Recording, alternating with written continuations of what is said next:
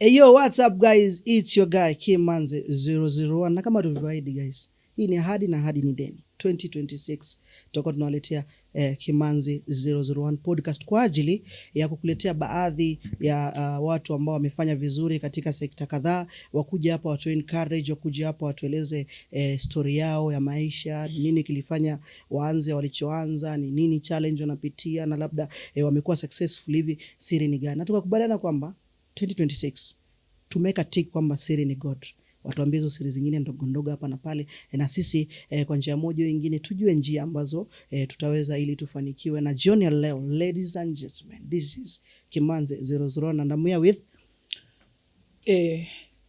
my name is Brian Munyoki, the owner of Bunny P Technologies. The owner of Bunny P Technologies. Bunny P Technologies. The name is Bunny P. Why Bunny P? Jina Bunny P. The word bunny imekuwa derived from my name Brian. So I had to use this B to create my own name, ya bunny. Okay. So I had to get something. If ukiangalia the other bunny, the B-U-N-N-Y. The bunny something to do with the romantic something. Kuna romantic ndani. But I had to put ndo itoke huko kwa mapenzi sana. Itoke kwa mapenzi kuja unique wa unique. So it is Bunny P. P nasimamia nini? Bunny Prince. Prince Something to do with king. King. Frontline. Something kitu kama hiyo. Alafu Bunny P, alafu Kenya pale mbele. Something to do with technologies. Kabla tuongelee Bunny P, Bunny P Kenya kampuni, tungependa kuongelea huyu Brian. Yes. Jina ya pili Munyoki. Yes. But I have that surname hapa katikati. Hiyo utaki kuongelea kwa sasa? I can talk. Ni gani? So because he's my name. Brian nani? Brian. So my full names is itakaa funny kidogo. Sawa. Because unajua our we parents, have been waiting for this moment. Ladies and gentlemen. Unajua our parents from before, unajua sasa walikuwa ile wana name after someone. Okay. But because me personally I'm a Christian, I had kukataa hiyo, then unajua something to do with Christian. So my name ilikuwa Brian Kamwatu Munyoki. Kamwatu. Huyo wako. I have to say it in real Kamba. Kamwatu. Usianze kuniambia eti Brian Kamwatu. Ikeni ya Nairobi nini. So Brian Kamwatu amezaliwa wapi? So Brian Kamwatu amezaliwa Mwingi Central. Area ya Muliungi au MP. Area ya Muliungi. So mimi nimetoka Mwingi. Ukienda na hiyo side ya Nguni, then una divert unaingia Moi.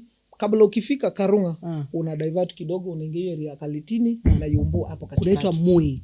Ni Moi. Moi is my ward. So that is ward. Yes. So you are from Moi ward. Yes.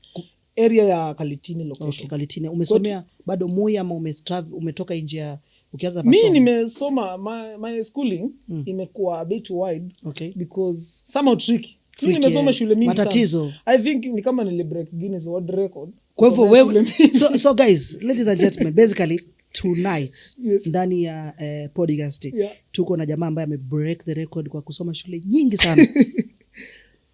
Tuanze na shule ya kwanza. Right away. When my mom, I have both parents. My dad and my mom walikuwa pamoja, hawajikuwa na issue nini. So mimi nimelelewa na wazazi wangu wote wawili. My dad alikuwa anafanya hapo kwa court Mwingi, something. Then my mom kwetu tumezaliwa watoto wengi. So tulikuwa tunasomea our primary yenye iko pale Ushago. So mama wetu alikuwa yani hatakuwa mbaya vile, pesa ilikuwa but by then unajua wazazi hata wakikuwa na pesa aje hawakuwa wanajua hii soft life sana. Kweli. So ilikuwa unapata mama anatutumania kama gunia za cabbage, bando ikiwa hata hataki kwenda kununua bando kwa supermarket, anaenda anachukua mahindi anasiaga kama gunia mzima ya unga, anatutumanishia nini. So hakukuwa na shida ya chakula. So alikuwa nasoma pale shule ya primary. Then my brother, our first born, bibi yake ni mwalimu na namshukuru sana. Nikiwa class 6 bibi ya your first born, our first born akanichukua place alikuwa posted. Mwalimu. My sister in law mwenye ameolewa na my brother. Kwa hiyo reason ya kwanza ya kuhama shule kwamba shemeji yako. Not my sister, my real sister mwenye ameolewa my brother na our first born anaitwa Joshua. Joshua. So akanitoa primary ya pale Ushago. Tukaanza kwenda kuishi na yeye area fulani inaitwa Madhuki. So mimi nikaanza kusoma Madhuki primary na nikakuwa tunaishi na yeye nikamaliza mpaka class 8. Turudi kwenye geography.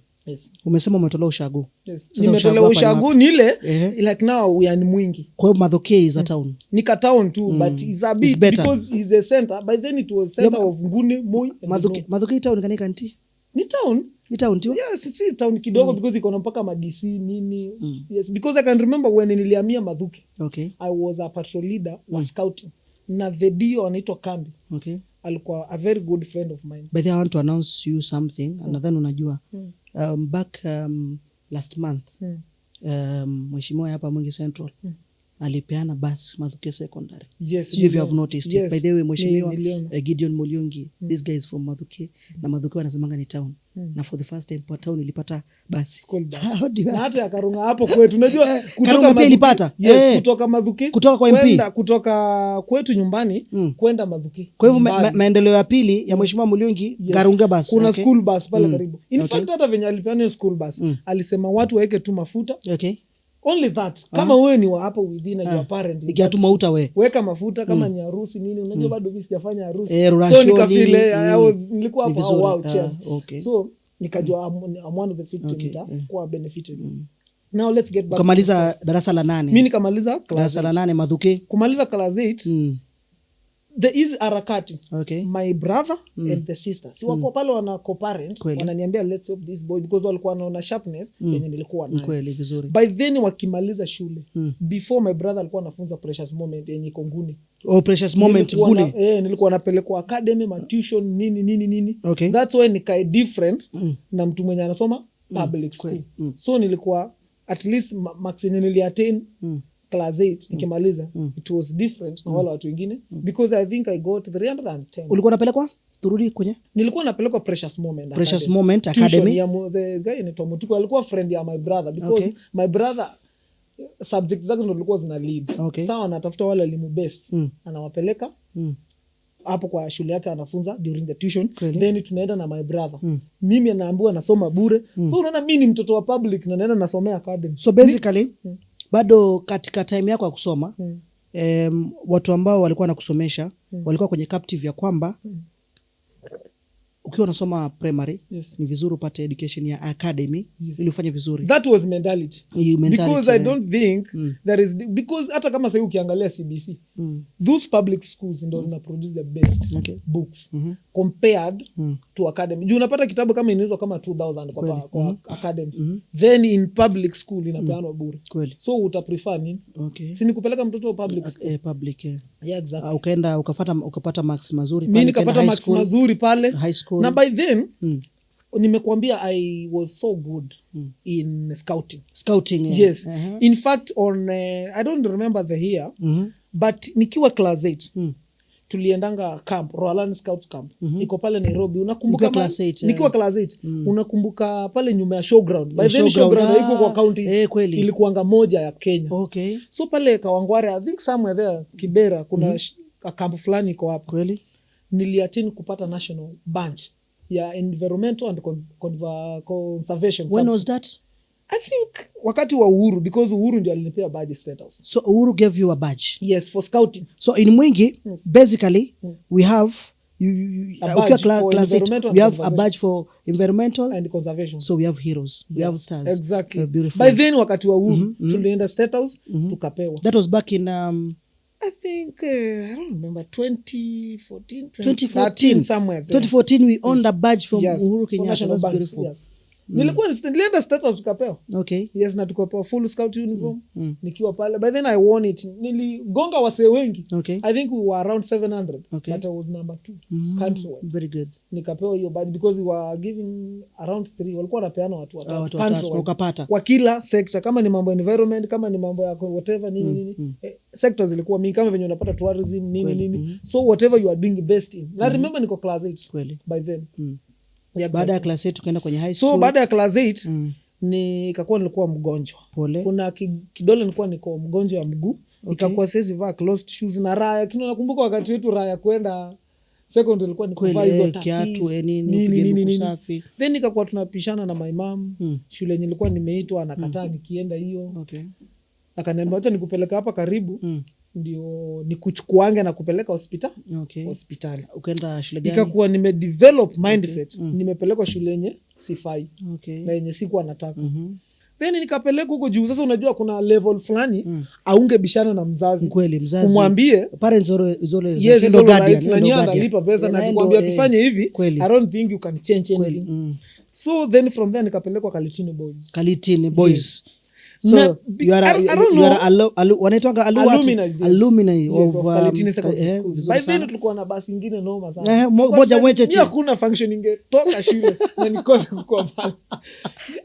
Yaani basi ikuwa imetoka parking. Na ati mimi siendi.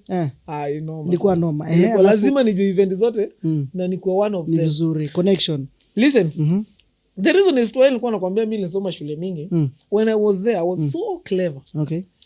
Mimi nilisema every day lazima niongee na mzazi wangu. Why? Because teachers there wako na simu nini. So I was so bright. Nilimake friends na walimu nini. Sasa nikakuwa niko na ujanja mingi sana. Na bad luck tukiwa form 2. In fact hata form 1 I join leo. Ilikuwa anajua mimi ni mnaitwa Brian. Nilikuwa najulikana shule. Because hata ulikuwa celeb wa shule. Nilikuwa celeb wa shule because hata ningetoka dormitory nimedunga short na kashati nimekavaa tu kwa shingo peke yake, katumbo kako nje. Na watu wako kwa line DH. Mimi niko pale tu na banja kidogo, tunajua music inakotoka kwa line. So unapata kwani huyu ni nani? Kwani huyu ni nani? In fact I had a girlfriend wa form 4 nikiwa form 1. Ukiwa form 1 ulikuwa na yes. Eunice na alikuwa form 4. Mimi niko form 1. Do you know Eunice at Eunice alikuwa ametoka Mwingi. So do you know Eunice? No, not sai Eunice. Kwa hivyo mlisauana. Eunice tuliachana after kumaliza shule nini hatukuendeleza because hiyo ni by then niko Kalitini. Mwaka gani? Okay, what we are doing guys, we are trying to find Eunice. Mwaka gani? Ilikuwa 2015. 2015. Eunice, kama ulikuwa class of 2015, shule gani? Eunice alikuwa anaishi hapo, unaona kwa Mwenge hardware opposite Musela Garden. Okay, kwa Mwenge hapa town. So alikuwa rich kid hadi. Nilikuwa namtembelea. Sasa ni hiyo ni vizuri. Baada ya shule tukaenda. So then from there, luckily nikiwa form 2. Nikaapa ni strike shule. Okay. Then nikaenda mimi ni mjanja na kuna walimu walikuwa na deal na wao. Ikahappen nimeenda hapo nimeambia mwalimu fulani wa kanti. Unajua tunaweza kuja hapa hivi tukuleze mangumuju sasa strike inaendelea na mtu mtatueleza. Kumbe huyo mwalimu ni snitch. Ameenda amwambia deputy principal ati saa Brian unajua. Na by then because I told you nilikuwa nafanya story environment na niliendeleza wakati nilijoin high school. Nilikuwa nimeenda science congress. Hizo ma science fair whatever. Tukua engineer ngilo nilipotezanga weighing balance ya lab. So ukakuwa walimu walikuwa wamedevelop mindset ya ni kama niliiba hiki na nikauza because alikuwa ananiona mimi ni mjanja sana. Naweza nikapigia mamangu nimwambie unajua nipitie kesho ukiniangalia mamangu hawezi kuja bila kasweet nini kweli atakuja vizuri. So kwa like huyu kijana mbona na socialize na keep distance na wazazi eti asome ama nini. So alikuwa amedevelop mindset kama hiyo. So then from there strike ikiendelea venye niliongelesha ule mwalimu about kukula makeki. Siku ya kurudi after strike tukapata questionnaires na nikakuwa one of them to be suspended for good. Hiyo ni mbaya ukasuspendiwa. Nikakuwa suspended lakini my brother the one nilikuwa nakwambia alikuwa ananisomesha. Unajua ni mwalimu na ana connections za walimu wenzake. The moment tulifika hapo juu kulikuwa na DC kulikuwa na makarau nini. Akasikiza the way these teachers wanaongea. This boy is going. Kweli. Yani my brother akasema hebu tupeni time kidogo niongeleshe huyu kijana tunarudi. Akaniambia my bro hapa nimesikia venye kumeenda. So now you are going home. Kweli. Be ready to go home. Akani prepare psychologically. Mimi nikasema wow it's okay. Ile time hii shule sikuwa naitaka saa hii. Siitaki tena. Imenitoka vizuri. Sasa ndio nimeitoka vizuri. Then nikafukuzwa hapo, nikachukua vitu zangu tukaenda home. Bro tukifika home unajua hizi ni support. Ni big boss pale home.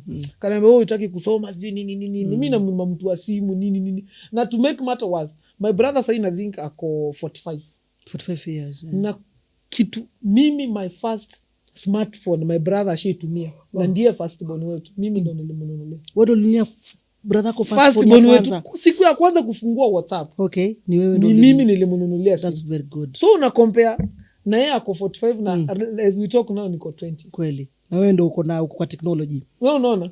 That's why the Bunny P technology. So unasikia ilianza kitambo. So From there akanipeleka shule fulani Kyuso Boys. Ukaingia Kyuso Boys. Na mimi kufika huko, mimi kwa klasi siko shida. Kweli. Nasoma vizuri nini. Lakini ukiingia outsider, ukifika usiku naona chakula za huku shule. Hapana, hii no. Mimi natafuta tu kama penya naendea machapo nini. Siku moja mwalimu si akajua kijana kumbe anatoka. Kweli. Siku nyingine tukaenda tukapata msee mwenye anatupikianga chapo ako shughuli. So tunaafu kumgoja tuingie shule 6. Okay. Kumbe mwalimu amekuja na amelala kwa bedi yangu. Ukienda sasa unasema nimeshapita. Tayari nishafika. Yeye ananingoja. Ukakuta mwalimu ndo huyu amelala kitandani. Mimi nikifika 6 nilimpata hapo. Sasa nikaona hapa hakuna chenga. Hii ni shule ya pili naenda kufukuza. Kweli. Nikakuwa pia nilikuwa ngana tusikia. By then hata nikienda hiyo Kyuso Boys. Nilikuwa ngana demu fulani nilikuwa natoroka hiyo shule na shule yao. Kwa hiyo alikuwa Eunice. Alikuwa anaitwa Kate. Kwa hiyo tena Kate. Alikuwa anaitwa Kate mpaka leo tunaongea lakini aliolewa. Kwa hiyo ukahamisha shule na ukaongeza body count. Na body si kuongeza body count. In fact kitu nashukuru all those friends. Tujai kuwa na that intimate. Intimate sana. Okay. Baada ya Kyuso. Ilikuwa tu luckily ni God. Let me say ni God because pia mimi nilikuwa nataka. But ingekuwa mbaya. Ingekuwa mbaya. Baada ya Kyuso. Briefly. Baada ya Kyuso nikatoka hapo nikaleta shule fulani hapo Thika. Kyuso Boys. My brother alikuwa anafanya kazi huko kwa petrol station. Bado ni high school hiyo? Ni high school.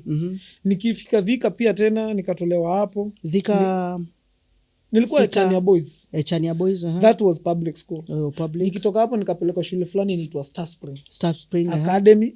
Then bado nikafukuzwa hapo. Okay. Nakumbuka ni 4 classes. 4 classes hizo. Nikafukuzwa Star Spring nikaenda shule fulani ilikuwa inaitwa Shiners Group of Schools. Mimi nimesoma Shiners Group of Schools. Shiners Group of Schools. Nimetoka Star Spring nimeenda Shiners Group of Schools.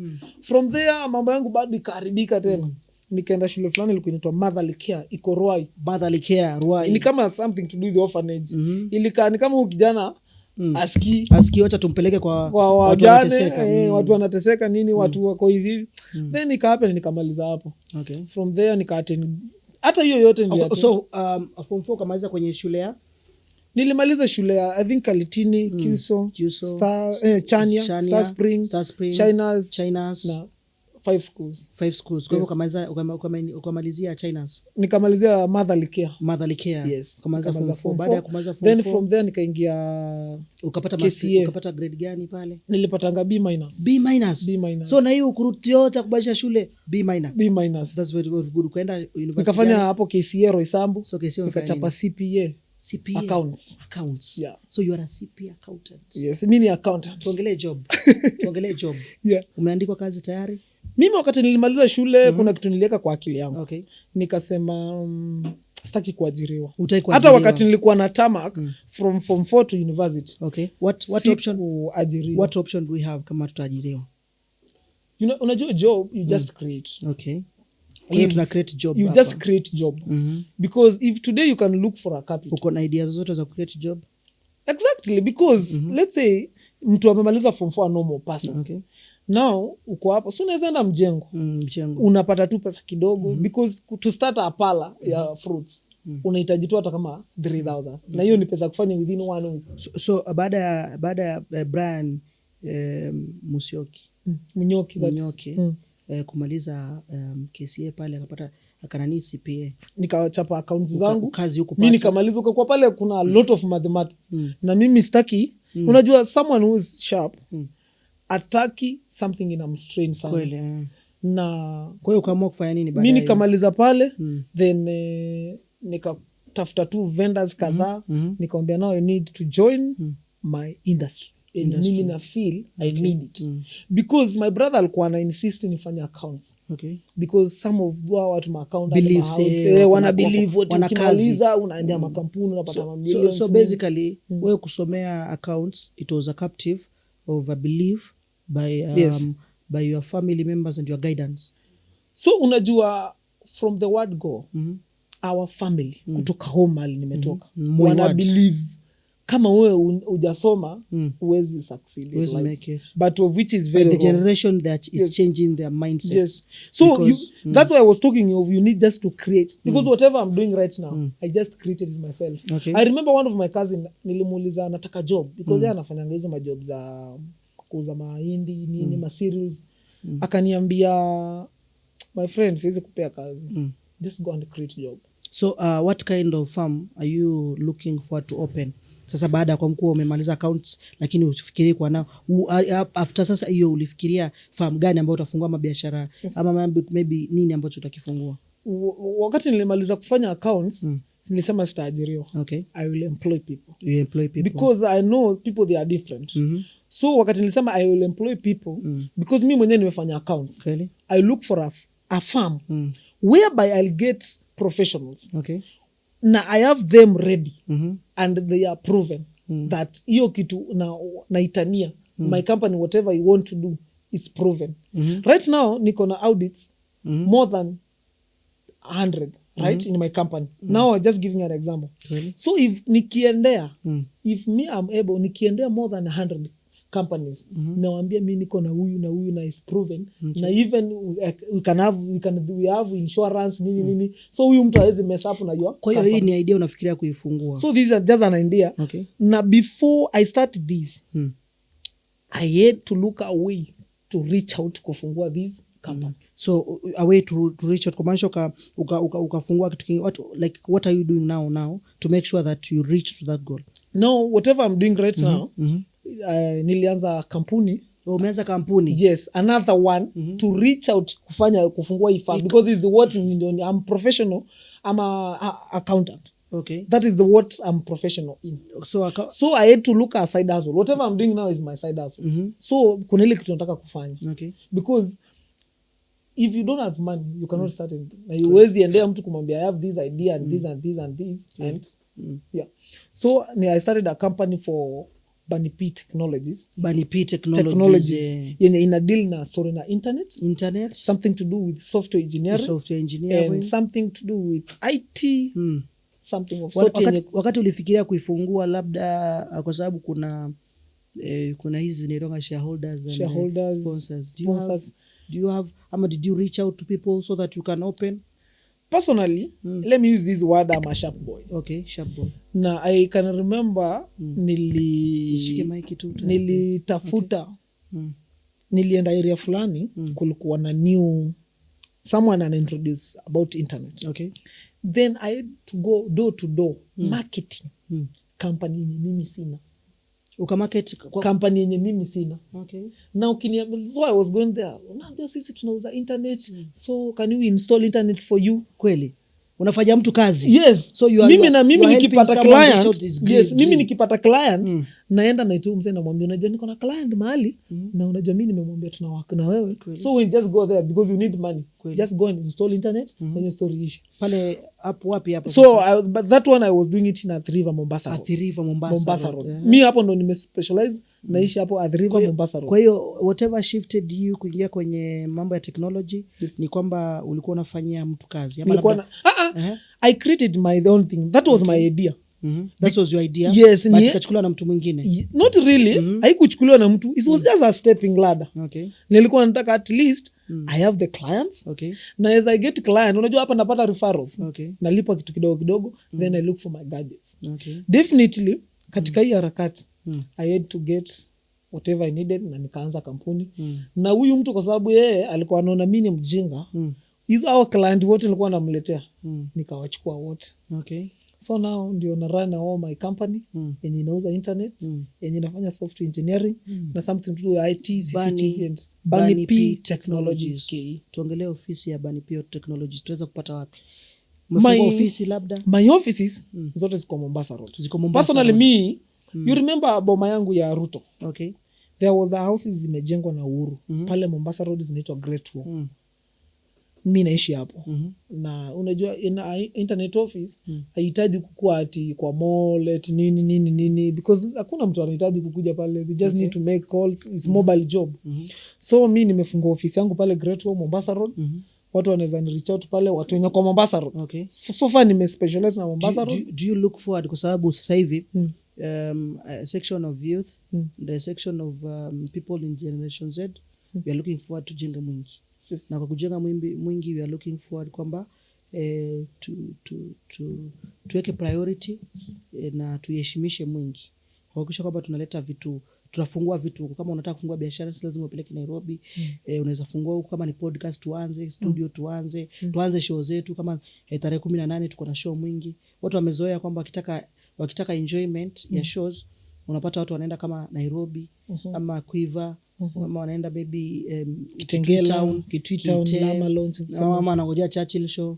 Kwa hiyo tuka take initiative ya kwamba to pull up, na kwa kuwa mimi niko vizuri katika pulling people together, bringing people together, nikaongea na watu kadhaa, tunaendelea kusaidiana, na pia wewe ni mmoja ambao unatusaidia. Je, una look forward kufungua ofisi mwingi ili tuweze ku reach out mwingi? So the reason is to why me I don't have office in Mwingi. Okay. And Mwingi Stars Show is happening in Mwingi. Kweli. Na basically is iko Mwingi. Kweli. So personally the word that nimekuambia from the word go, just create. Whatever I'm doing now, I'm creating a job opportunity in Mwingi. Okay. Job opportunity, Yes. Because right now we are talking of this podcast in Mwingi. I'm one of sponsors in Mwingi Stars Show. Kweli, right? Na tunashukuru. Na mimi sina client yote within Mwingi. So it means that hata kama kuna mtu atatoka Nairobi na akuje show Mwingi, atakuja kwa heshima ya Bunny P. Yes, Bunny P Technologies. Na the thing is, leave alone hosting the internet in the event. I don't have any client within Mwingi. Tukimaliza event mimi nabeba virango vyangu narudi Nairobi. Okay, tuongelee. So whatever I'm doing now, I'm just creating a good environment. Nikitaka kuja Mwingi, this is a Bunny mwenye alikuwa kwa Mwingi Stars Show. So it will be very easy for me. Kwa hiyo ndo reason moja kwamba una partner na sisi kwenye Mwingi Stars Show, kwa sababu unataka kutengeneza environment. There is a good potential. Kuna potential kubwa kutengeneza environment. And as well Mwingi Stars Show is connecting people. So many people, and is a platform for watu wa Mwingi. Okay. Something of sort, and high opener. Okay. Watu wengi wataona mambo pale. Yes, so we'll get something. Asante sana. So ladies and gentlemen, this is Brian akiwa CEO wa Bunny EP Prince Technologies. Ameweza kushirikiana na sisi katika show yetu ambayo inakuja Mwingi Stars Show tarehe 18, ambayo ni show ya kutuleta pamoja tu enjoy, tuwe na wakati mzuri, na pia kwa njia moja tu experience greatness, kwa sababu sio lazima tuende nje ya Mwingi ndio tupate entertainment, si lazima tuende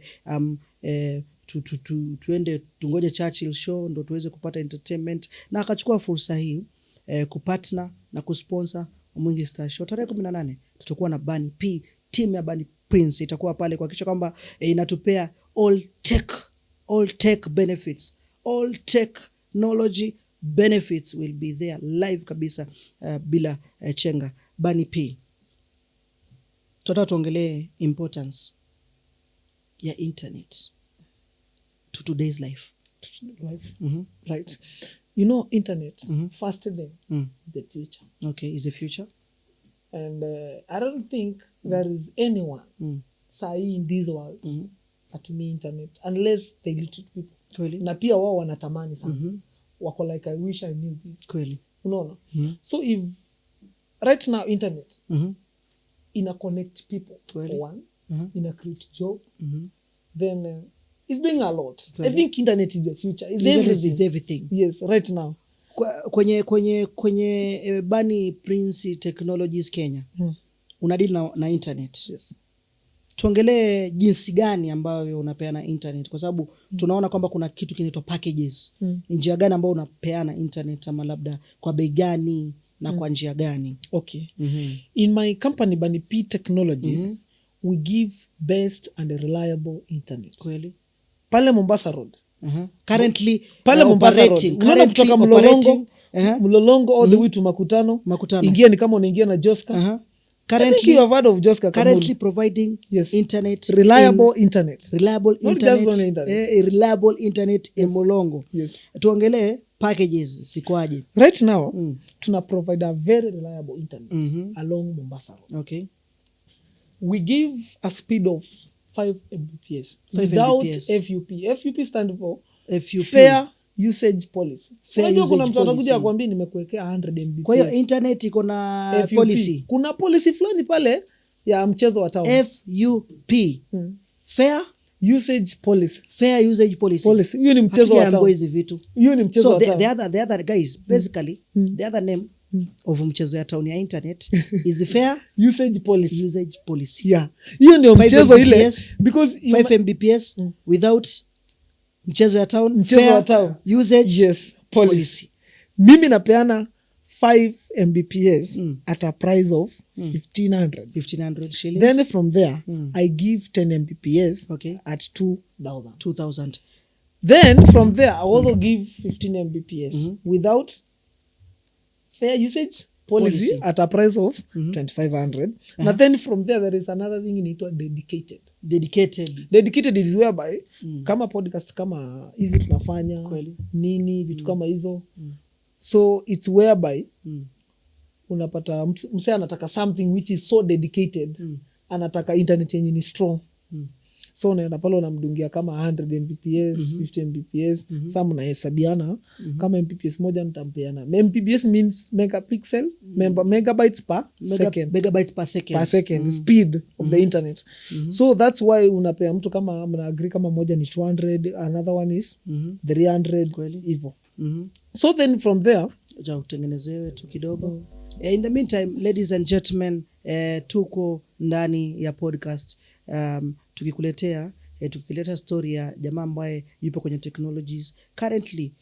Ni mwana wa Mwingi, amezaliwa Mwingi, amesomea Kalitini Boys, akasomea KUSO, baada akaenda Nairobi akamalizia akapata grade nzuri, akaingia kwenye university akasoma akapata vizuri, lakini baadaye akaanza biashara yake currently Bunny Prince Technology ikiwa ina operate pale Nairobi Mlolongo. Swali ni je, watu wa Mwingi tutapata matunda ya Bunny Prince Technology?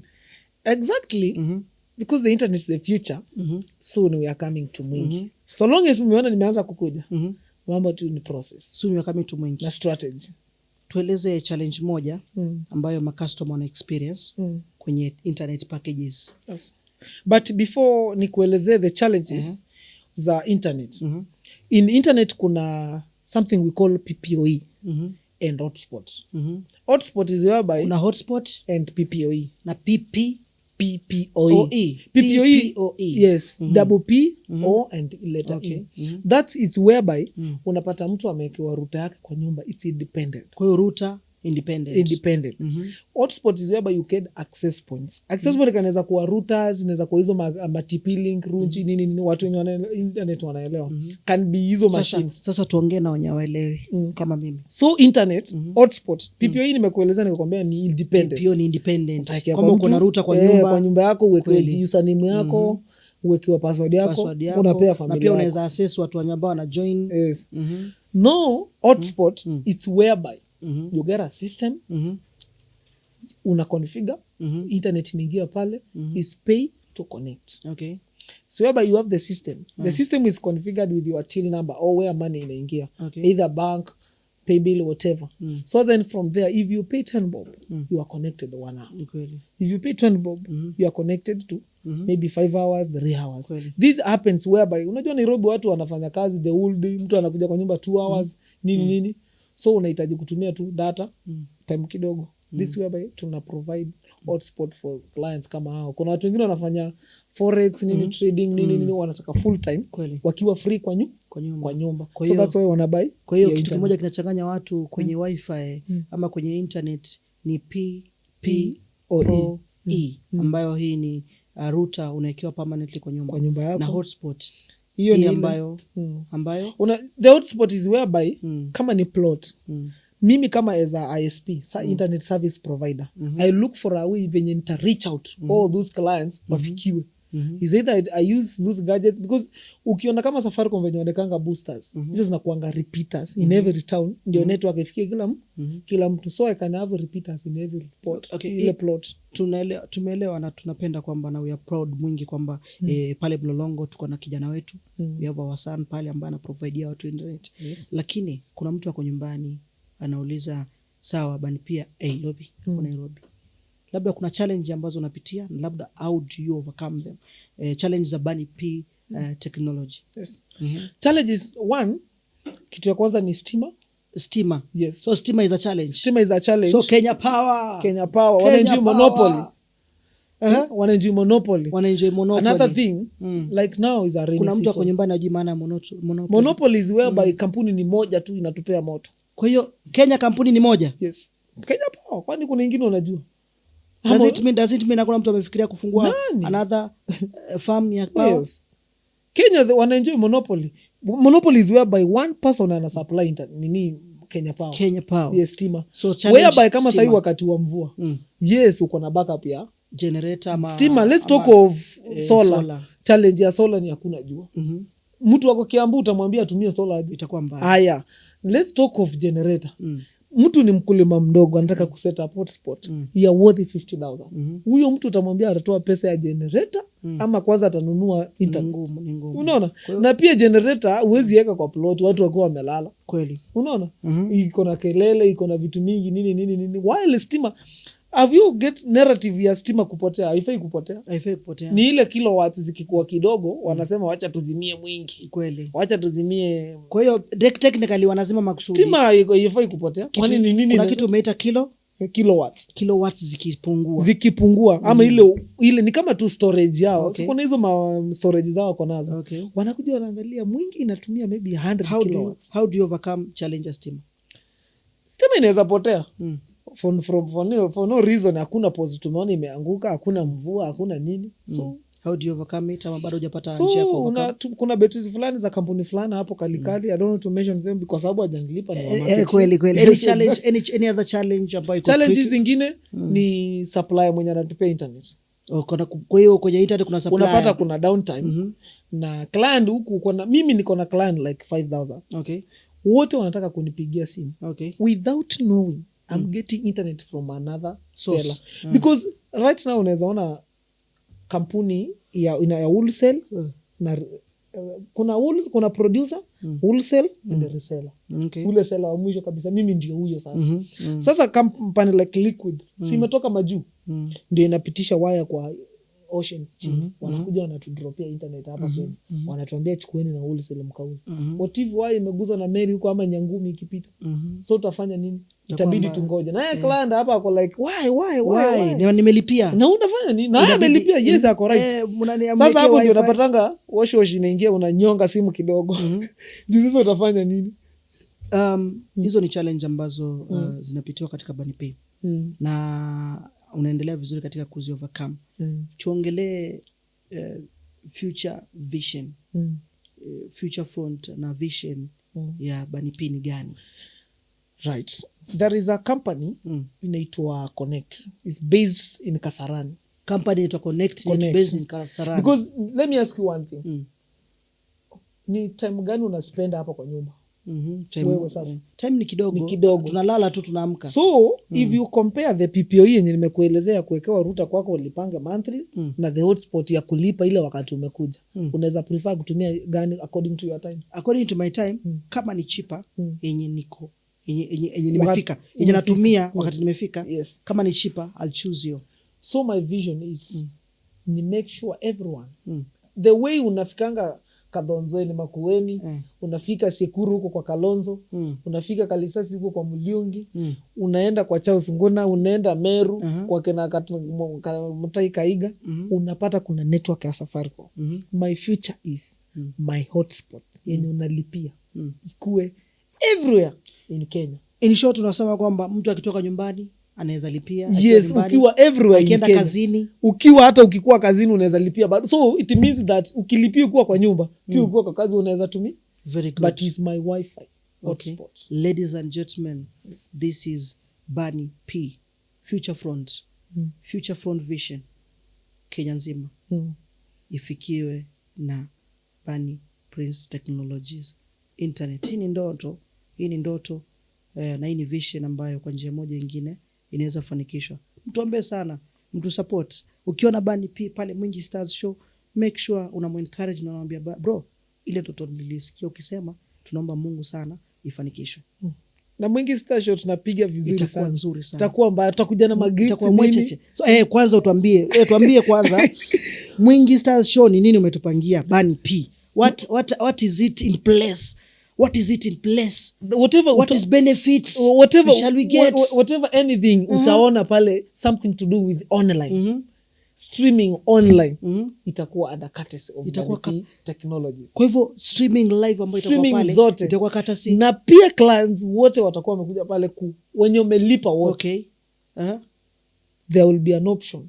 Usikuje umepiga hesabu ya data, wasi hata usinunue data. Kuja pale tu na kakumi kako una stream. Kuja pale live. Tu na ka 5 bomb. Uko online una chat. Like we'll make things simple. Because if you compare with other companies zenye zinauza internet and data, because sitaki kuunderrate any company, I will be less cheaper that day for the purpose of Mwingi Stars Show. Kwa hiyo ladies and gentlemen, hii ni ahadi na ahadi ni deni. Tarehe 18 pale ndani ya Mwingi Stars Show, Bunny Prince Technologies inasema kwamba internet itakuwa pale free kabisa. Ukiwa na shilingi 10 unaweza kubrowse. Ukiwa na shilingi 10 unaweza chukua msanii pale kaiwa akimba saa hiyo na umweke status saa hiyo. Ladies and gentlemen, Bunny P Prince ndani ya mjengo. Now Bunny P, one message to the community on sector ya internet. Whatever I can say back to my community, ama watu wote wataweza kunifikia ama nini be determined, kuwa focused, usiogope kitu. Nothing is impossible. Really? You can unlock any impossibilities because kila kitu inaweza happen na anything it can happen. Kweli. Because right now whatever I'm doing, if it were not to kusema saa hii I'm planning to do this and this, ndio nikuje nirudie my accounts and whatever to have a company, because whatever I'm doing now naendelea kupanda ngazi yangu. Kweli. Tukufika mahali. So anything can happen. Okay. As simple as that. You can unlock any impossibility. Anything can happen. Yes, anything can happen. Yes. Nomba kwa dakika moja tu, kwa dakika moja. You tell the great people of Mwingi why choose Bunny Prince Technologies. Why Bunny P? Why Bunny P? For one, Bunny P, personally me, I'm very determined. Yani sifanyangi kitu ni fail. And mi mwenyewe whatever I'm doing, staki ni fail. Kweli. And that's why I can prove wrong and say my company is one of the best. Okay. If kama nita fail, if it were for me, if I had all possibility, if I had all resources, mi hata ningeendea internet mahali natengenezwa ama tutengeza tengeneza yetu. You remember story of Elon Musk? Elon Musk. Watu wenye wanatumia Starlink hapa Mwingi ama wenye wanatumia Starlink hata Nairobi, hiyo internet inatoka wapi? Kwa that company ya Tesla every day and night I'm thinking of those things. Where can I get something which is mine? Ikifeli watu is just because of me. See, I'm not relying on anyone. So the reason is why I can choose Bunny P is one of the best. If it were for me, because unajua tumezaliwa humble background, hakuna pesa, hakuna nini. If it were for me, I won't fail anyone. Bunny Technologies. Why choose Bunny Technologies? Ladies and gentlemen, the great people of Mwingi, it is the best. Tumeongelea technology na tumeongelea section moja. Yes. Tumeongelea internet. Naomba tugusie software engineering. Software engineering. I think my company is only that sija reach out so many people. You remember those big events? Okay. Like in Mwingi, we are paying tickets through Tills Direct. Tunatupia tayari show yetu tutalipa direct to the Tills. Na by the way tumepin Till on TikTok. Tumepin TikTok. So unaweza lipa ticket na pia inapita hapa kwenye YouTube. Kama unatazama YouTube hapa Till namba imeandikwa wa support. So unaweza lipa ticket yako hapo. Kweli. Till tumeweka pale. It's not just because ati kuna shida yote. It's just the process. Kweli. Of making goods better. Kweli. So ndo niingie kwa Till, I was talking of this. Big shows like Kamba Festival, Churchill Show, Churchill Row. Yes. Those shows unasikianga wana share links. In internet. Customer mmoja ako Mwingi, Delta, mwingine ako Mavoko, mwingine ako Garissa Stage, mwingine ako Mosila, mwingine ako hospitali, mwingine ako wapi. How do you manage them? Huyu amelipa internet date 10. Huyu amelipa date 20 nini. So there is that system. That's why I choose Bunny P Technologies, whereby I'm dealing with something that needs software engineering. So whereby I can start a software from scratch to zero. Do you think wewe sasa unaweza nunua data ya 10 bob, huyu ananunua data ya 40, huyu ananunua data ya 20. In Safaricom, who manages those things? Not see mtu. That is just system. A system, a software. That software I'm talking software about. engineer. So I can generate a software from scratch to something. Kwa hiyo Bunny P sasa hivi unaweza generate a software from scratch to something. Mwingi, so we have a person who can generate a software from scratch. Right now tuko na software inaweza manage internet for hotspot and pia internet. Right now tuko na software zenye tunauza zenye zinaweza manage point of sale kama ma supermarkets nini duka nini. Tuko na pia yenye inaweza manage rentals. Tuko na pia yenye inaweza manage hotels nini. Hotel of those point of sale. Like we have that system zenye zinaweza manage. Yani just to make work easier for you. Bunny P technology. Bunny P na technology. Internet na software engineering. Something to do with the technology. Kuna mtu yes, ako pale kwa nyumba. Okay. Ako nyumbani na anatazama na labda kwa njia moja alikuwa na ndoto ya kuanzisha technology company kama yako. What advice do you give such a person who wants to be a technology, who wants to have a technology company like yours? Having let it be in you. Usiku unataka because umeona nafanya. Acha ikuwe ndani yako. Na once it's inside you, just do research. Kweli. Because if kama uko na interest. Mimi vitu zingine hata sikuwa najua. I remember nikianza story ya internet. Kuna msee alinigonga sana. Si unajua hapa Kenya tu story ya Kenya. Nilioshwa vizuri. Kitu naweza nunua hata 5 bob. Napata naweza izua kama 2000. Kweli. Unaona? So as you grow, as you learn. So if kama uko na interest, advice naweza nikakupea, don't give up. Give up. Don't give up. Hata kuenda aje. If it were to give up, mimi ningekuwa mmoja because at first I was so much challenged. Mimi haikuwa rahisi nikianza. It was not that easy. Yeah. Pole. Tumeongelea vitu vingi, tumeongelea maisha yako ukiwa shule, tukaongelea baada ya kumaliza university, ukaattend CPA. Baada yake ukaanza biashara yako. Kwa maisha yote niko na njia, kwa njia moja nyingine umekuwa advised na watu kadhaa. What is the best advice have you ever been given? The best advice, I will mention 3 people. Watu watatu. One, wamekushauri the best. Yes, one, I got it nikiwa mdogo. Okay. And I got it from one of my family members. Is my brother. Naitwa Joshua Munyoki. Joshua Munyoki. Yes, I think ni rafiki ya MP. Wanajuana. Member of Parliament for Mwingi yes, Central. Mwingi Central Mulungi. A friend for everybody. Yes, a friend for everybody. And then aliniambia, be confident and determined. Okay. Never give up. Anaitwa aje jina yake? Anaitwa Joshua Munyoki. Joshua Munyoki. Right now alikuwa headmaster Lundi Primary. Then all of a sudden mambo ya kazi nini ups and downs, sasa yako no. John Munyoki alikuwa headmaster wa? Joshua alikuwa Lundi Primary. Then akaenda teacher. Akaenda no. One of the best teachers. Hata ukiuliza sahi alikuwa Kepchechea nini vitu kama hizo. Akakupatia advice. Yes, akaniambia never give up. Never give up. Be determined. He was there just to motivate me. Despite mimi naelewa kitu ananiambia ama sielewi. The second person is the guy nilikwambia nilikuwa nataka kazi. Okay. Nilimwambia nataka job. Okay. The only thing aliniambia, job is created. Job is created. Just create.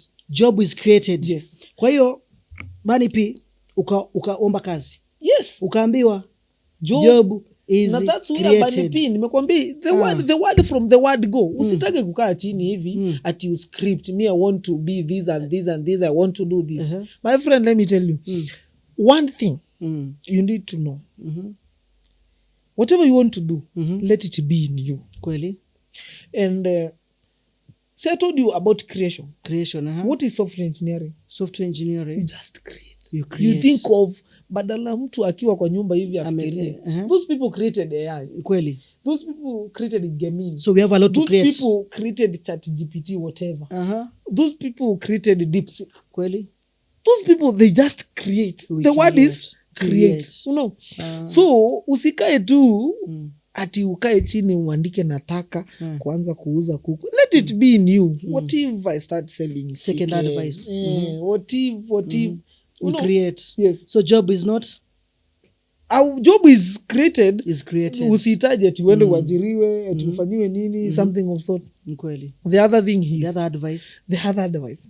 Kapata kwa nani? Juzi tu I was working wa our MP Karen Golf huko mahali anaishi. You are working for member of parliament MP. For Mwingi. He's a very nice guy.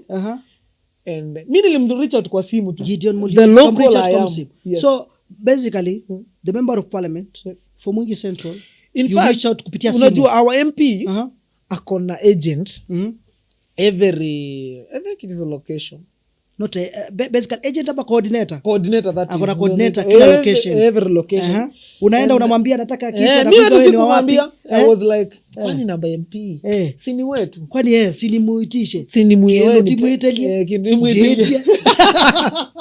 So, I had kuitisha namba yake.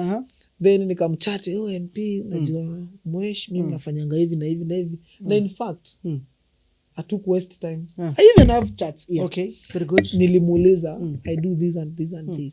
Unajua kitu alinijibu? Kuja kesho. Na akanitumia pin. Wow. The member of parliament for Mwingi Central. Mwingi Central. You can imagine. Daktari. Sasa mimi. Honorable. Now, you can imagine the Mimi and the honorable, the Arctic. Kweli.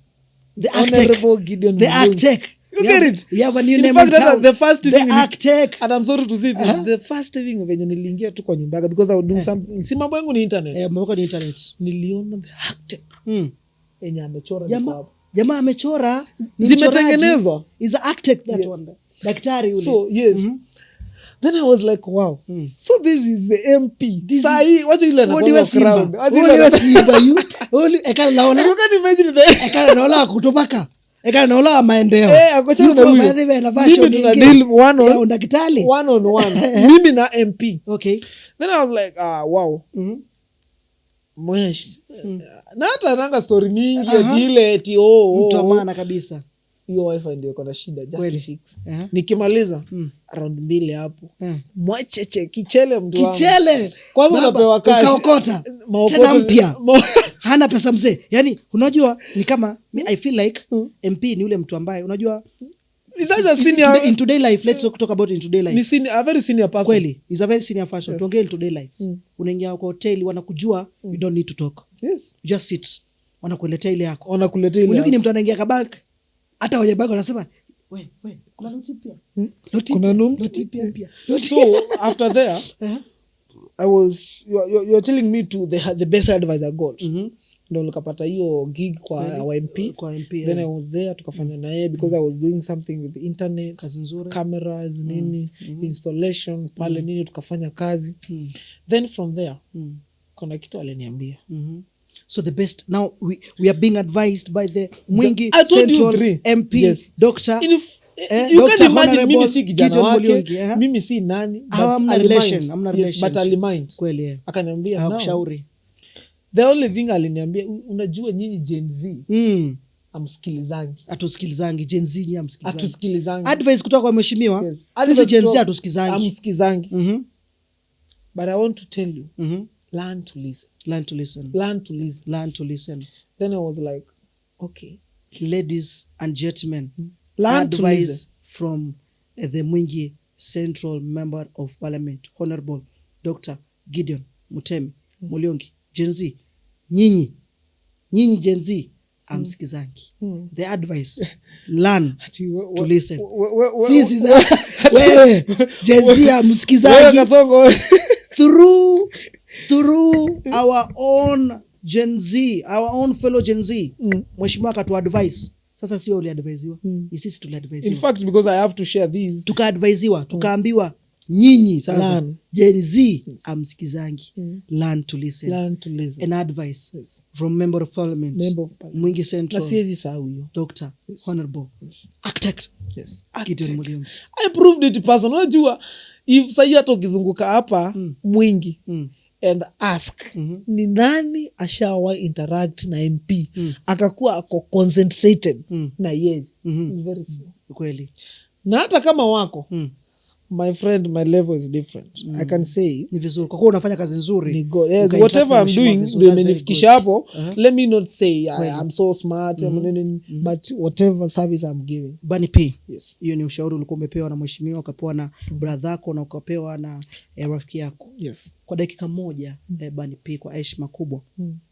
Advice mtu wako nyumbani, advice mtu ambaye anakufuatilia, advice mtu ambaye anakuona wewe kama kioo cha jamii, advice mtu ambaye anakuona wewe kama role model. Jioni leo kwa wakati kama huu, kama mimi Bunny P ambao nao sambaza internet and giving out software engineering services. Mimi kwa kitu ambacho naweza ambia mtu ako pale nyumbani wakati kama huu, kamera nyumbani hapa ni gani? Kamera nyumbani ndio hii hapa. So watu ambao umetulia hapo nyumbani, take it from me, nothing is permanent. Every situation inaweza ikachange. You know, hao watu wenye wamesoma kitambo, you cannot compare them na the generation we have today. Kweli? Mtoto ambaye ako grade 10 sahi, usishike mic, can challenge you. So don't underrate anyone. Anyone can change the game. Ladies and gentlemen, Bunny P, Brian Munyoki, CEO Bunny Prince Technologies. Advice of the day: do not underrate anyone. Do not underrate anyone. Yes. The possibilities inaweza kuwa kubwa sana.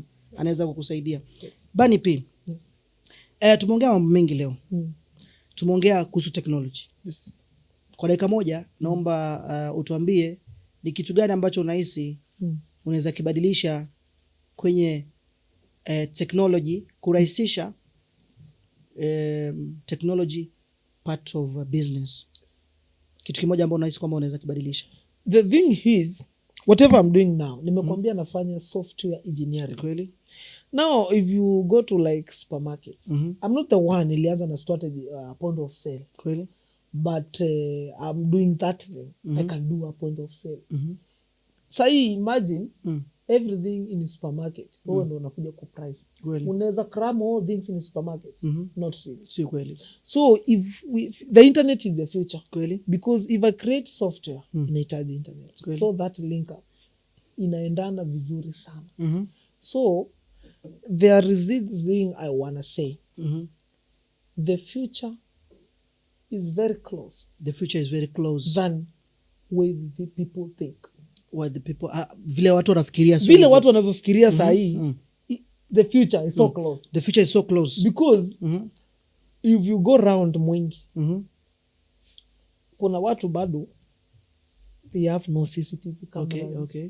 Kuna watu ambao watumii point of sale, wana struggle a lot na calculation za mahesabu za mikono, nini. While you can have that POS. POS ni point of sale. Kweli? Yenye unaweza ukachukua kama umeuza, kama someone who dealing with gas, nini anauza, unakuja umesema sahi stock in, umeleta gazi 100, stock out, umeuza gazi 20. Now that thing is calculated automatic. So you don't need to struggle. That's why I'm saying the future is very close. It's very close than the way people they're thinking. Talk of Elon Musk. That guy usually inspires me a lot because he's one of the richest guys. Because I can prove, prove that I'm capable of whatever I'm saying. In fact, by 2052, watu wataanza kwenda kuishi Mars. Kweli? Mars. Wataanza kuishi Mars by 20? Is Mercury, Venus, Earth, Mars. Mars, the fourth. By 2050s. By 2050 tutakuwa tunaishi Mars. Wasai wametuma ma robots huko, wamejenga. Walipata oxygen hapo ina support. Something to do with the life ya binadamu, walienda wakafanya testing nini. So he's building a city. Okay. In Mars. So inawaga namfuata sana. And in Kenya, I believe I'll be the next Elon Musk.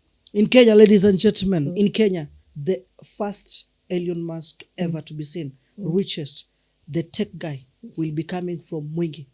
Mwingi City. So we are going to challenge kina Jeff Bezos, kina wote kabisa, tutoa challenge. Because internet is the future. Because kama saa hii Kenya, niambie ni nani atumii internet? Kweli watu wengi. Mmoja tu niambie ni nani? Bunny P, tumeongea mambo mengi leo na kwa njia moja nyingine tutaendelea kuongea kwa sababu internet ni kitu inakuja na vitu vipya. Kwa hiyo tukiwa na section nyingine ya kuongelea technology tutakutafuta kwa ajili ya kuongelea technology. Niko na swali moja ambalo linasumbua watu Gen Z wengi. Okay. Linasumbua watu wengi wanakuja. Only one question. Do you have to hang out with big fish to succeed? Okay. Hanging out with big fish. I have so many friends. Wewe kuna big fish una hang out nao ambao wanakufanya usucceed. Kwanza, do you have to hang out with big fish? No, not really, of course. Wewe kuna big fish. Kuna watu ambao kwa Kenya usidanganywe na mtu yote, even your brother, hata akuwe tajiri aje.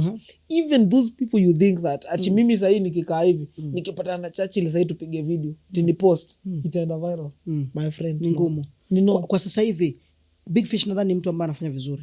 Do we have kuna mtu ambaye anafanya vizuri Kenya ambao hang out naye? Mombasa Road, I think unajua those campers wenye unaona kwa media, people like Katumbi Wachoma, Kaviru, Rikibi, Msami Kioko, those people doing campers. In fact they were doing the same thing you are doing. Okay, yeah. Na juzi tu umeona Rikibi ame-announce hiyo club tour yake Kamba Festival. Na club tour Rikibi baada ya show kuliendaje kwani festival? Let me talk of it. Tumezoea Rikibi and Nicholas Kioko wakiwa pamoja wanafanya what's happening Zandani pale Zandani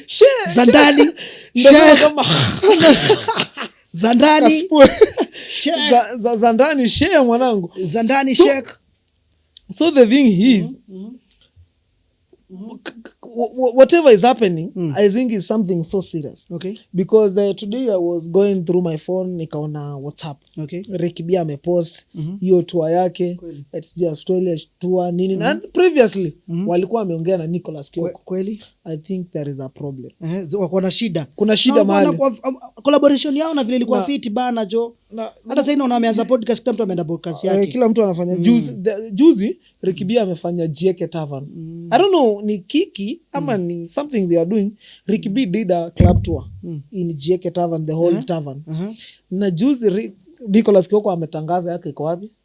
Na tumeona Rikibi amepost club tour zake na Kamba zote. Ndio sasa kama hakuna mahali tunaona, hakuna mahali aja mno. No, I don't think Nicholas is copying because Nicholas is so humble guy and Rikibi is as well. Okay. Those guys they are my G's. Okay. Na tunaongea nao. Kweli. So I think unajua Maima kuna nyimbo aliimba na Nondo Toyando. Maima. Na Nondo Toyando. I think these guys they are being people. Okay. Now the thing I can say chance given. Sijui kama wanaweza nisikiza juu mimi watakusikiza. Kwanza sasa hii actually Rikibi ako na podcast yake anafanyanga na wasanii na pia nani ameanza. Nicholas ameanza. Nicholas Kioko kuna ule jamaa mfupi mweupe ule sio anaitwa aje? Commentator. Na if chance given. I think sisi ni binadamu. Nondo Toyando. You think unakumbuka Kioko kuna contract alikuwa amepewa na Wavinya. Bana jo akatoka doka shit. Aliyopita si ndwele. Hata kama aliyopita shwali na kutuna ina Wavinya Mondo Mondo rana ngote tena na yeziki. Na governor US. Ameenda mpaka extend yake ni wa Maria anamuaddress pale mbele anamwambia mama so tikana kaike hitu. Unajua limited Sami Kioko actually this thing guys I'm telling you. Sami Kioko is the one behind Mingi Stars. When we started siku nitaifanya podcast nitawaambia. But the story behind why I started shows basically because nilianzia Mombasa na baadaye nika-encouragewa nikuje Mwingi is because akina Sami Kioko encouraged me very well. The encouragement I got from akina Sami Kioko, it was on next level. Basically Sami Kioko behind yake akuna watu wengi ambao na encourage. All of a sudden anaambiwa lipa Kioko, anasema itio sifanyangi hiyo kazi Kenya Maria jika weosu nyandoi kwa you are the county governor. So everything you are in charge. Yes, mimi kama Banipi Technologies mimi leo niko hapa. Again and again. I don't know mimi ni nani ama mimi ni nani. Lakini bro, let me tell you something. Hatuwezi kwa Kitui County. Yes, hatuwezi kwa sisi ni wa Kitui sawa. Hatuwezi kwa Kitui County na baby governor amepea tenda alafu aanze kusema etc kazi yake section yangu. So what I'm saying here please Honorable Wavinya Ndeti. Tafadhali. Tafadhali. Ya si nengane. Na ibila siko kililo. Tafadhali. Ibila jimbo kililo Wavinya Ndeti. Nyene nezela kwa kinani. Imwa. Kinani. Kwa gwini gwize wakita White House neza. Zio mwa. Mwaka na imwa. Na nundu tuyo wandu. Nundu tuyo zao. Tuandru maimazio. Tafadhali. Shuli kia mwano. Kakabizi kukebe. Ketu ketu kabizi. Nundu yue. Ivasa mikioko. Kweli. Uniform witu wekia othi kuangamea parade. Mamu mwa. Chatumone wa nise mikioko. Mwa. No woni ano we atobete mwa akwika umwano. Akwithwa ilie. Superwoman. Nakibidi. Ebesa mikioko ngai wati. Kalonzo. Imagine. Tutete balabe wa bini. Mwa Kalonzo party leader. Ebeka mwana kera. Alafu kindu kingi. Man tuweka wa muzisho every month. Kuma tu anengwa tenda ya Machakos yangama oyu simpi au simpu tukwasha next show ni lini hata anashinda kutujibu. So the story was Nundu Tuyando Ken wa Maria, there was time alikuwa anaongelea story ya Sami Kioko lipa anaongelea lipa kijana na Sami Kioko wewe uko to perform ye mwingi stars free pa kutetea numa mwingi twengeze tobo tetea na tuambia kumuita show tu hiyo sitawalipisha 100 tafuteni 50. By the way Sami Kioko kuna place ni alikuwa anafanya video zake ile wakati alikuwa anafanya tu high school akiwa na Tom Daktari kwa Kamesota. By then ile ndapaka audition ndapaka audition walikuwa wanafanya hoteli fulani inaitwa The Holiday huko at the river huko somewhere. The guy anaitwa Nzioka and is my friend na tuliongea naye kweli kaniambia ataskuma. The story was is it hanging with big fish? Tukua kwa hanging with big fish wanaweza wakakusaidia make you succeed. Mimi hang out now. There was a time but mimi kitu ilinisaidia nilianga na Sami Kioko na kina Tom Daktari wakanipea idea ya sianze kitu yako juu nilikuwa ndapo na simp nataka kuperform. Tom akaniuliza haya sawa nichekeshe. By the nilikuwa Mombasa nika simp Sami akakuwa hizi niongelesha akakuwa yeye mambo yake akona stress za mtu anakuja alafu stress zake bana stress za tajiri anakuja anaambiwa Sami stage ile enda 19 million tuweka hata mashida za 19 million akaniambia ongea na Sami na Tom Daktari. Kwa Tom Daktari akanambia unakuanga funny nichekeshe. Sasa ikakuwa gumu but with the time Mungu akasaidia. Does hanging with big fish make you succeed? Ricky B, Nicholas Kioko, MC Tricky hao sasa ni wasee wangu and I've been with them. Umse unamwenda unamwambia help me I have this niko na hii na nini anakuuliza what can you offer? Right now mimi naweza kuwa na run a level of maybe 100 Gs 50 Gs nini. I remember there was a day like today I'm your sponsor. Mwingi star. Asante sana. There was a time firstly wakianza Kamba Festival pale Westland Morana waliniambia ni wapay a lot of money. Yes, it was worth kupeana hiyo pesa but sikupata hiyo chance. One thing that's hanging with this guy nilipata anything. So kukuwa na yeye juu akona pesa hakuna kitu atakupea kweli. So lazima ukue level lazima ukue uingie katika sponsors pia. Lazima uingie katika level yake. So if you want to be a big fish you must be a big fish as well you. Okay, tukimalizia naomba nikuulize swali moja la mwisho ambalo ni critical. Tuko kwenye technology. Kwenye technology tuko na mambo ya software engineering, tuko na internet. Cyber security. Gusia kitu kidogo kuhusu cyber security. Cyber security has been problem and the problem is lack of knowledge. Lack of knowledge. Only that. I don't think umepatana na hawa scammers wenye most of time wanatumia YouTube and WhatsApp. Mtu ameakatuka WhatsApp kako amekwambia nitumie QR fulani I link the WhatsApp. Unapata whatever you are talking of yeye ana let's talk it very lightly. Tusiongee kitu iko so deep. Kweli. Most of watu wengi wanadanganywa Facebook. Wanapata mtu account yake ya Facebook imeenda, account yako ya Instagram imeenda, watu wanaanza kuomba pesa wale watu wenye ni karibu na wewe. Because if I see today umenichat WhatsApp, unaniambia hey bani, help me with 2000 nitakutumia. Definitely naona huyu ni kima because is in account yake. Unajua nitakutumia pesa. So problem is lack of knowledge. If umeona anyone coming to your account anakuambia I need these and these and these and these stories hapa na pale, don't dare. Kweli. So cyber security The only problem inasumbua watu is lack of knowledge. Lack If of knowledge. everyone anajua vizuri, nikitishwa hii I'm going to lose this. Nikitishwa hii naenda ku lose hii. No one will share. Naomba ni request kwa niaba ya Mwingi. Can you organize something? Okay. Kwa kuwa umesema shida ni lack of knowledge. Can you organize something ni Mwingi? Tusaidia upcoming youth na pia wazee wenye wako na ambao wako interested na kwamba hawataki siku moja wa fall into a trap of cyber security. Can we organize an occasion whereby we come and give them knowledge? It's okay. Na pia unaona kwa show I'll make sure there is those banners zenye ziko na those details nini something to do with cyber security. Those is the space is wide. About something to do with utakuwa na key option something information. The key information yenye at least itasaidia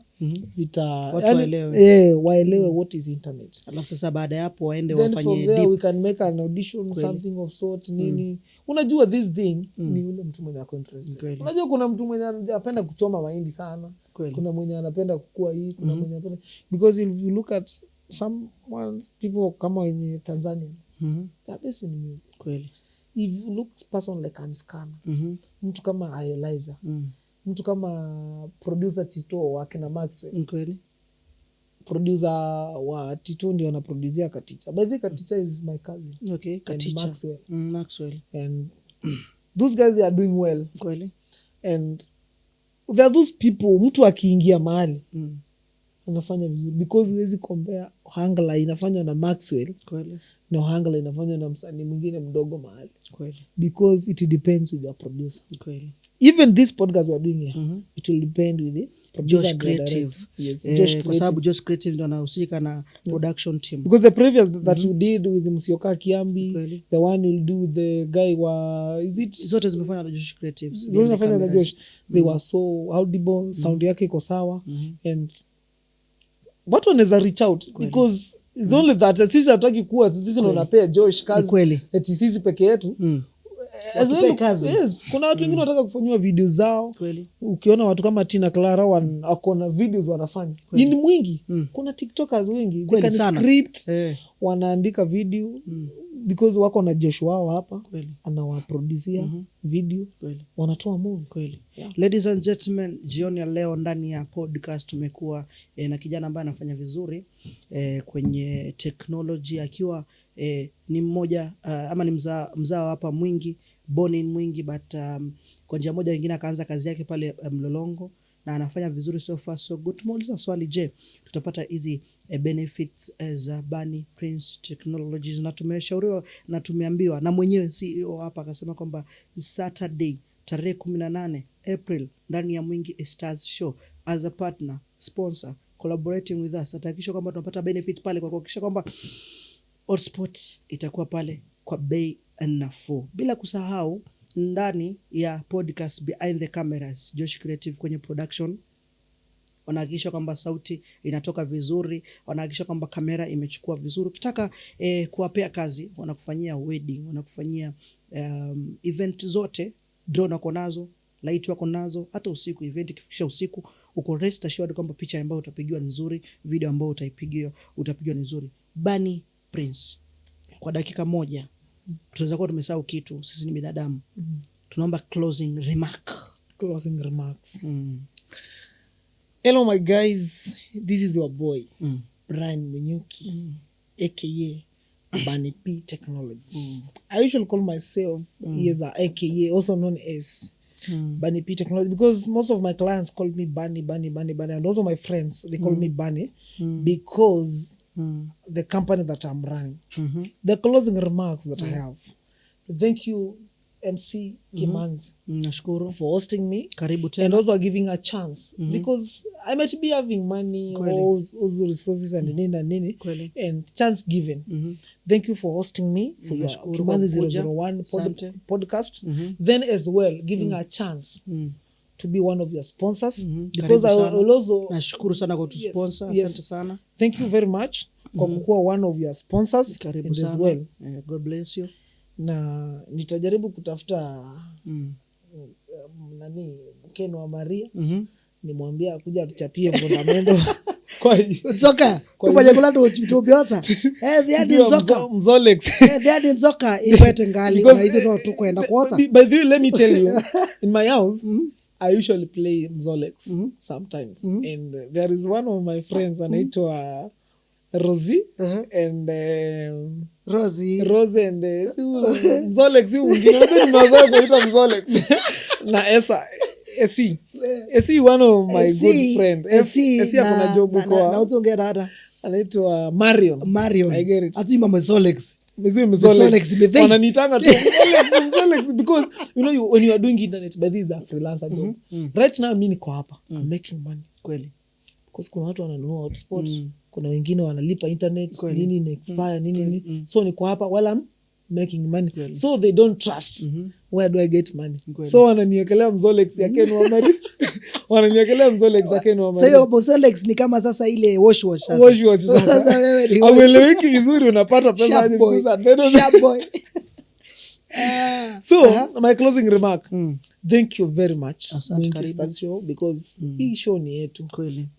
Umesikia mara mingi kina Sami na Tom Daktari wametutangela ile wameruka mbele yetu wako like kaani kaitu kweli because it's me, it's you, producers and all my friends behind the scene. And to make it happen is not matter of us because like today if you tell someone like Rick B hype this show without MC Dama hawezi, itakuwa ngumu. So people they are there cutters of Rick B. People they are here cutters of Nicholas Kioko. People they are here cutters of Tom Daktari. I'm not giving them platform but they are doing good. Because someone like Musyoka Kiambi, that guy is doing very nice. Anafanya kazi nzuri sana. Anafanya kazi nzuri sana. Niliangalia hiyo previous podcast mlifanya. It was very nice. That guy is a good comedian. Alikapitia. So big up all my friends when you come through. Na my mom, my dad, my brothers wote mwenye yako Mombasa anamaliza universities, anafanya engineering ya mambo electricals hapo TUM technical. Anasoma TUM? Yes. But sasa anamalizia. Mimi nimesomea TUM bro. Yes. Ameingia mwaka gani? Amemaliza, sasa ni kumaliza anamaliza. Unajua miaka mimi nimefanya mambo mingi sana so I don't have time ya kuhesabu umeingia lini ama lini, lakini sasa anaenda kufanya. Bachi langu ni ya TUM man. Yeah, anafanya electrical engineering. So big up kwa watu wote wamenifanikisha mimi kukua kama mimi because everyone tumeshapatana na yeye kina Phyllis kina Esther na bila kusahau I have a very beautiful daughter anaitwa Helena. Salamu kwa Helena, very smart mtoto ako 1.5 year but naweza nikaenda job more than 3 months but lakini atakumbuka this is my dad kweli. So big up sana. Msichana wangu utakuwa mkubwa na mambo atakuwa rais mtarajiwa. Yes, rais mtarajiwa because atatoa kwa block. Atatoa kwa block mtoto wa tajiri. Yaani mtoto wa tajiri. Yaani mtoto wa tajiri. Kweli. So I'm very happy. Nafurahia and nashukuru Mungu sana kweli for being me kweli. Because whatever I do though I got advice from people kweli but I depend on me. Because nikiweka any dependence on anyone kweli my friend things won't work. So I'm very happy to be here and I'm the owner of Bunny P Technologies. Na tutakuwa pale Mwingi Stars Show. Tutakuwa pale Mwingi Stars Show. 18. The services that we are offering we are giving out internet kweli. Tunapeana hotspot services kweli. If you need any something to do with the software engineering start from scratch. Hata leo kuja uniambie I feel like mimi nataka alamu ni amshange saa 5 kweli. We also have that system yenye ni ya shule. Ndio. Tuiambie piga kengele saa 5 kweli. Piga kengele saa 6. We can even install speakers in classes. Kweli. This is standard 7. This is grade 7. It's time for lunch. Kweli. We can do that. Kweli. So this is Bunny P Technologies. One of the best. Kweli. Mwingi number 1. Kweli. Sisi tunahitaji viongozi ambao wanayotusaidia. Ndio. Gen Z wenzangu. Mimi niko na kura yangu nimekalia hapa. Ni kweli kura niko nayo. Je, akona yake huyo unamtazama? Uko na yako? Usianze kusema eti huyu ni mbaya eti nini. Pigia huyo mzuri. Huyo mwenye unaona ni mzuri. Kura yako ndio itakutoa block. Kweli. So whatever you are doing, wacha kura yako ikuwe sauti yako. Kweli. Yes. I'm very happy to be here. Nashukuru. I think this is one of my very very first podcasts I've ever done. Karibu sana. And nashukuru sana. And nimefurahia and I think he's one of the best. Congratulations. Yes. Nashukuru. Mimi nashukuru na tupatane Mwingi Stars Show. Tarehe ni 18 Aprili 2026. Mark the date. One of the biggest. Yes. Na tumewaambia na tunawaanzia. Yes. Huu ni mwanzo. Yes. This is the start. Festival inakuja December. Yes. Mosela Garden. Na itakuwa mbaya sana. Itakuwa ingine mwecheche. Yes. Itakuwa na mpaka Color Fest. Hii sasa hii ni kionjo. Yes. Hii ni kionjo experience. Sasa let me tell you one thing. Tuambie. Acha hiyo let me warn those guys. Hawa Mombasa. Kwa one. Acha hivyo mnafanya mambo yenu hapo shagalabagala, you are giving tours and whatever. Kweli. Mwingi, we are coming for you. We are coming big. Even Churchill. Big. We are coming for big, you. we are coming big, yes. Maze. We are coming for you. Lazima tujenge Mwingi. No, najua the thing is, atuongei just for defamatory ama anything of that sort. The thing is, take care. We are coming. Tunakuja. Yes. Tunakuja in a bigger way. We are going to make it. No matter the CEO Kimanzi 001 of Mwingi Stars ama nini ama nini. Sisi tutakuwa behind the camera. Tuko hapo. The thing is, I'm not a sponsor to make this happen, but there is a sponsor, another one and another one. Tuko na Mkopa. KCB will be there. Tuko na KCB na kuja. Tuko na Patonic Cyber, tuko na Samtush, kina Msioka wako pale. Na Msioka whatever is doing right now. Foundation iko pale. Kweli. Those things zitakuwa kwa bana. I think bana inatoka by Tuesday, Wednesday. Wednesday of 18th bana itakuwa imetoka. Tuta make sure tumecover all the way from Ngune, Ukasi. Itakuwa nzuri. Lazima tufikie kila mtu. Pale kwa chopa yetu. Sisi tuko na 034 yetu. Itakuwa kubwa sana. Itakuwa kubwa sana. Ladies and gentlemen, jioni leo tumekuwa na Bani Api na tumeongelea mambo mengi, tumeongelea maisha yake kwa njia moja nyingine. Kama umekuwa encourage, congratulations. Kama kwa njia moja nyingine tumekosea, sisi ni binadamu, tumefanya kuwa inspired na tuko hapa kuangalia kama tu pia tunaweza inspire wengine. Kama tumekuinspire kwa njia moja nyingine, hakikisha una subscribe, hakikisha una comment, hakikisha una share kwa rafiki yako ili naye aone makubwa ama mazuri ambayo tumefanya jioni ya leo. Bila kusahau tarehe 18 Aprili ya mwaka 2026 tutakuwa pale Mwingi Resource Center kwa ajili ya Mwingi Stars Show. Ikiwa hii so Kimanzi, behind wapo watu wengi. Behind tuko na Mkopa ikiwa inaongozwa na Charles Kadhuri. Behind tuko na Toto Center ikiwa inaongozwa na Eliza. Behind tuko na Samtush. Behind tuko na Patonic Cyber.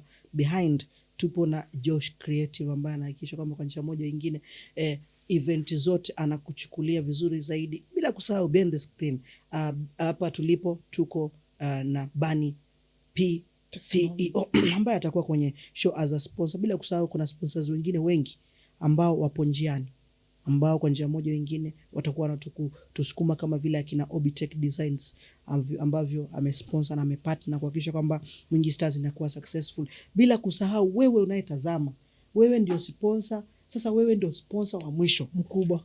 Tu sponsor show yetu wa kulipa ticket. Regular ni 300. Advance ukilipa mapema ni 300. Ukikuja kulipa kwa gate tutalipa 500. VIP tunasema kwamba tuna imani Mwingi Stars imefika pale ambapo ni VIP itakuwa fixed. VIP ni shilingi 1000. Nunua mapema kwa sababu ukikuja siku ya show ni si rahisi upate VIP.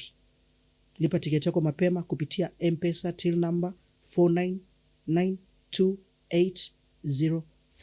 Ukishalipia pale jina italeta Mwingi Stars na utakuwa umetusaidia sana. In the meantime, kwenye live ya TikTok tuko na watu 9 wamekuwa wakitufuatilia, wameshukashuka kidogo.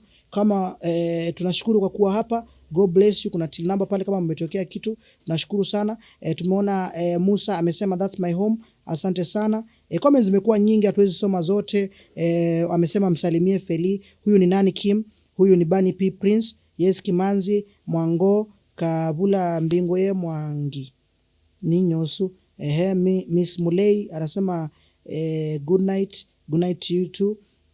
Chris amesalimia 00 na kuona Kamwato Munyoki, anaitwa Engineer Steve, asante sana. Naomi Engineer Steve, asante sana. Naomi anasema nilikuwa Naivas kusikiza hiyo story. Tuko na Kamwato for me. Joan anasema Kamwato for me ni jina lake lingine. Joan tena anasema hi. Tunashukuru sana, by the way, thank you for being here. Ningependa kuwashukuru nyote ambao mnatazama na niwaombe msubscribe, niwaombe mshare, niwaombe mcomment na niwaombe tukutane ndani ya Mwingi Stars Show. Kwa haya tuna mengi. Karibu sana. baba, tumalize hii kitu bila kumaliza life haiziisha. Subscribe